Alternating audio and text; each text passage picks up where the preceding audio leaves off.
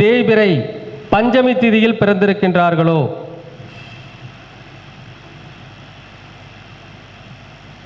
யாரெல்லாம் தேய்பிறை இல்லைங்க, வளர்பிறை சதுர்த்ததசி திதியில் பிறந்திருக்கிறார்களோ? இதே தான் மறுபடியும்.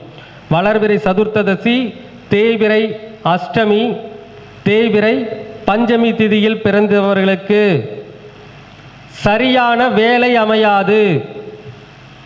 சரியான வேலை அமைந்தாலும் வேலையில் சரியான வருமானம் இருக்காது. கஷ்டப்படுறது நிறையா இருக்கும். 2 லட்சம் ரூபாய்க்கு உழைப்பாங்க, சம்பளம் கொடுக்குற கம்பெனிக்கார 60,000 தான் கொடுப்பான். அப்போது சரியான வேலை அமையாது. வேலை நன்றாக செய்தாலும் வேலைக்கேற்ற வருமானம் வராது. ஒரு சில நபர்கள் எல்லாம் இருக்கும், வேலை பார்க்குறதுல சந்தோஷம் இருக்காது. கஷ்டப்பட்டு அதான் என்ன சொல்லுவாங்க, கண்ணீர். இப்போ நிறைய கவர்மெண்ட் ஸ்கூல் டீச்சர்ஸ்லாம் இருக்காங்க,